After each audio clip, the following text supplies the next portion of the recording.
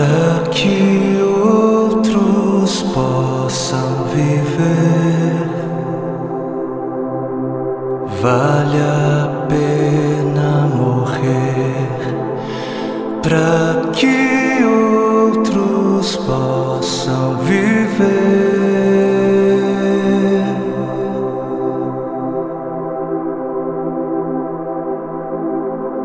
Para que outros possam sorrir.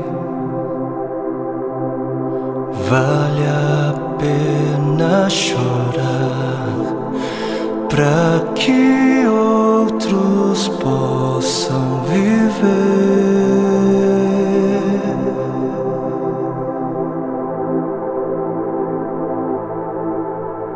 Portanto, visto que temos este ministério pela misericórdia que nos foi dada, não desanimamos.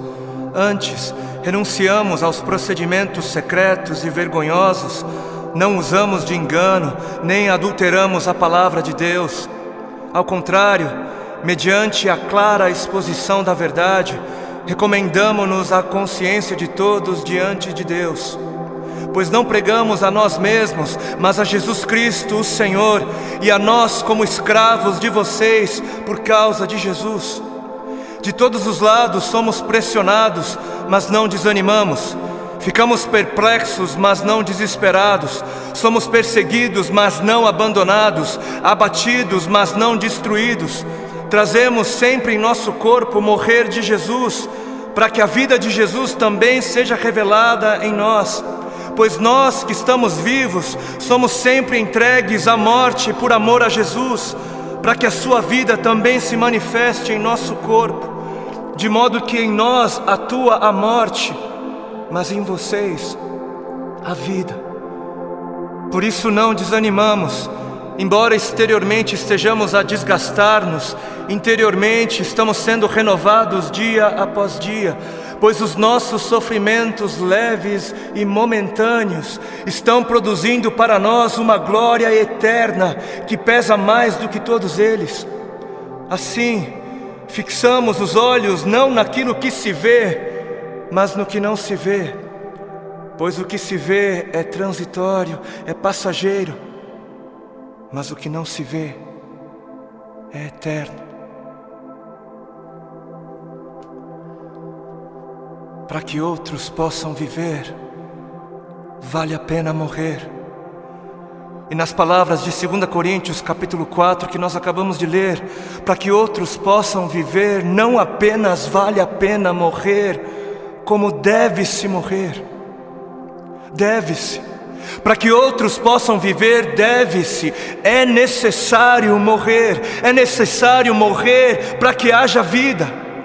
Trazendo sempre em nosso corpo o morrer de Jesus, para que a vida de Jesus também seja revelada em nosso corpo. Pois nós que estamos vivos, somos sempre entregues à morte por amor a Jesus, para que a sua vida também se manifeste em nós, de modo que em nós atua a morte, para que em vocês, para que em outros atue a vida. Assim como a semente que não morre não germina, assim como a semente que não morre é incapaz de gerar frutos, aquele que não morre é incapaz de gerar vida, é incapaz. Não fosse o sangue do Cordeiro, não fosse o sangue de todos os mártires que vieram antes de nós, não fossem aqueles que vivem como se não pertencessem a este mundo, não seríamos conhecedores das boas novas da vida, não seríamos. Mas se as coisas são assim, se isso é verdade, se isso reflete a realidade, se o Senhor teve toda a intenção de dizer exatamente o que Ele disse, por que é então que não morremos? Por que é então que o mundo está cansado de ver uma igreja que deveria carregar a mensagem da morte, mas não carrega? Não carrega. E não carrega porque ela mesma recusa-se a morrer. Se a ordem é essa, por que é então que não vemos mais vidas sendo geradas, nações sendo alcançadas em meio à voluntária entrega da vida por parte daqueles que se dizem cristãos? Por quê? Por quê? Porque existe algo de muito errado em nosso meio. Existe algo de muito errado em meio àquilo que chamamos de Evangelho do Reino de Deus. Evangelho do Reino de Deus. Não o Evangelho do Reino dos homens para os homens. Não o Evangelho do Reino desta terra para esta terra. Não o Evangelho do seu reino para você mesmo, para o seu próprio benefício. Mas o Evangelho do Reino de Deus para o benefício de Deus. E existe algo de muito errado porque estamos confundindo o Evangelho do Reino de Deus, que é para Deus, com outros evangelhos. E o povo, por falta de líderes que preguem o que o povo precisa ouvir e não o que o povo quer ouvir, o povo está adorando outros bezerros de ouro. E o grande bezerro de ouro dos nossos dias é a bênção. O grande bezerro de ouro dos nossos dias é a vitória, é a conquista, é o bezerro da prosperidade, é a saúde, é o meu bem-estar, é o meu conforto, é a minha necessidade, é o meu reino, é a minha vida. 7 passos para alcançar a bênção aqui, 40 dias de jejum da vitória ali, 12 maneiras para ser próspero um pouco mais adiante, e 318 formas para você fazer com que Deus faça aquilo que você quer que Ele faça. Não importa se Ele queira fazer ou não, porque afinal o modelo de Jesus, não seja feita a minha vontade, mas a sua, serve para Jesus, serve para o Filho de Deus, não serve para mim, não serve para a igreja. Quantos já foram a alguma campanha que dizia: campanha do negue-se a si mesmo, campanha dos 3 passos para morrer, ou a campanha das 7 maneiras de amar ao seu próximo como a si mesmo, campanha de 40 dias de jejum para que eu possa carregar a minha cruz? Não? Nunca foi? Por que não? Ora, porque não é isso que é importante. Não é isso. Porque o importante é eu ter o carro do ano. Porque o importante é eu ser abençoado. O importante é eu mostrar o quão abençoado sou. Preciso mostrar. Eu preciso mostrar. Porque afinal de contas, se ando de carro importado, é porque Deus me deu, né? Deus me deu. Porque é muito óbvio que Deus está muito mais preocupado com o meu ego. Eu sou tão espiritual e abençoado que é muito óbvio para mim, e é muito óbvio só para mim, que Deus está mais preocupado em colocar dinheiro nas minhas mãos para que eu possa comprar coisas caras e tolas, do que está preocupado em colocar recursos sob os meus cuidados para que eu possa de alguma maneira aliviar a dor dos aflitos. Porque Deus é tão bom para mim, Deus é tão sábio, Ele é tão misericordioso, que Ele prefere que eu compre para mim o meu 100º par de sapatos. Ele prefere, Ele prefere que eu faça isso mais do que prefere que eu compre algumas marmitas para dar de comer às crianças de rua. Porque o importante é eu encher o meu celeiro até onde der. O importante é o meu reino, é a minha justiça. Eu trabalhei, eu suei. Não foi Deus quem me deu, não foi Deus quem me abençoou, não foi eu quem ganhei. É justo, eu trabalhei, é meu. Porque o importante é eu viver como se não houvesse morte. E Deus que me livre de pensar em morte. Coisa negativa não é de Deus. O importante é eu viver como se não houvesse morte, para que quando a minha hora chegar, eu venha morrer como alguém que nunca quis viver. Porque está escrito na palavra de Deus em Marcos, no capítulo 8 e Mateus 16. Então Jesus começou a ensinar-lhes que era necessário que o Filho do Homem sofresse muitas coisas e fosse rejeitado pelos líderes religiosos, pelos chefes dos sacerdotes e pelos mestres da lei, fosse morto e 3 dias depois ressuscitasse. Ele falou claramente a esse respeito. Então Pedro chamando-o à parte, começou a repreendê-lo. Vejam como desde o início a igreja se escandalizou com a mensagem da morte. Jesus, porém, voltou-se, olhou para os seus discípulos e repreendeu Pedro, dizendo: arreda, Satanás, você não pensa nas coisas de Deus, mas nas coisas dos homens. Você não está de olho no reino de Deus, mas está de olho no reino dos homens. Então ele chamou a multidão e os discípulos e disse: se alguém quer vir após mim, negue-se a si mesmo, tome a sua cruz e siga-me. Se quiser, se alguém quiser. Porquanto quem quiser salvar a sua vida, perdê-la-á, mas quem perder a vida por minha causa, achá-la-á. Pois o que aproveitará o homem se ganhar o mundo inteiro e perder a sua alma? Ou o que dará o homem em troca da sua alma? Porque o Filho do Homem, o Filho de Deus, há de vir na glória de seu Pai. Ele há de voltar com os seus anjos, e então retribuirá a cada um conforme as suas obras.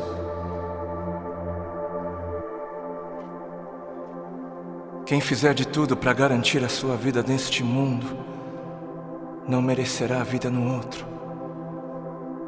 E quem fizer de tudo para garantir a sua vida no outro mundo, perderá a sua vida neste. Perderá o controle da sua vida neste mundo. Quem viver de olho nos tesouros deste mundo, receberá somente aquilo que este mundo é capaz de dar. Mas quem viver com os olhos fixos no tesouro eterno, este receberá, este haverá de receber aquilo que a eternidade tem para dar. Entendam algo.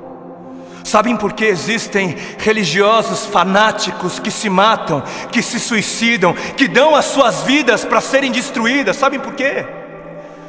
Porque eles estão pensando na eternidade, eles estão de olho na eternidade.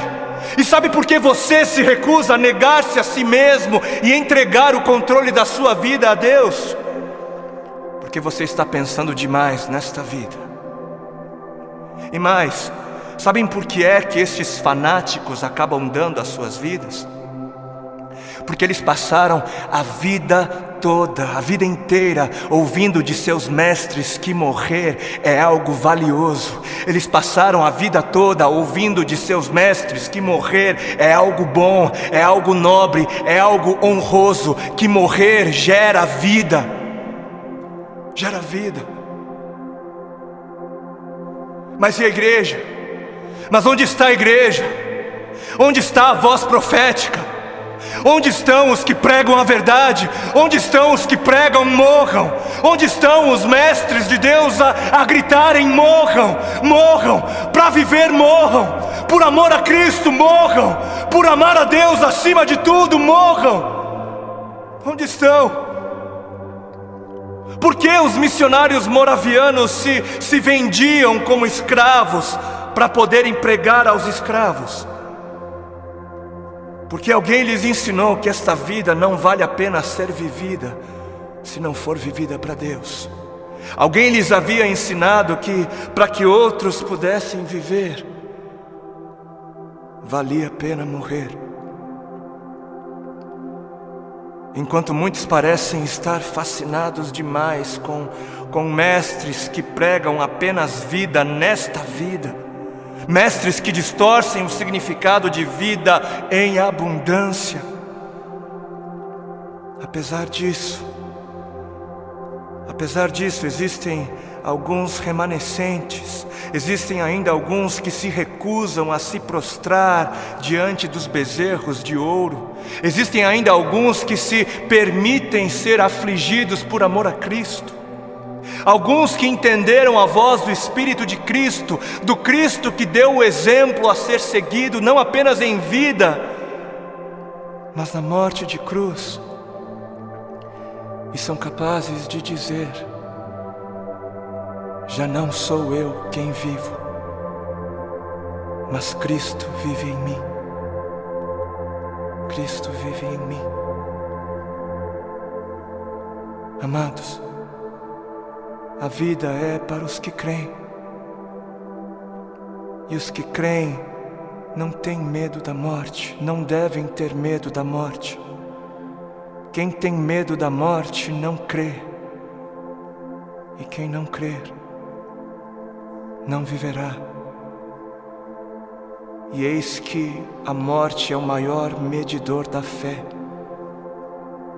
Os que morrem são os que creem. E termino com um texto bíblico que está em 2 Timóteo, capítulo 4, nos versículos 2 ao 4. Diz assim: pregue a palavra, pregue a palavra, esteja preparado a tempo e fora de tempo, repreenda, corrija, exorte com toda a paciência e doutrina. Por quê?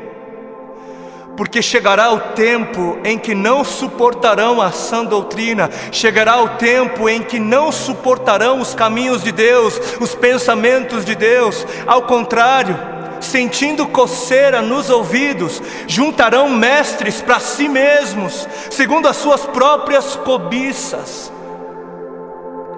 E estes se recusarão a dar ouvidos à verdade, se recusarão, voltando-se para as fábulas, preferindo acreditar nos mentirosos finais felizes.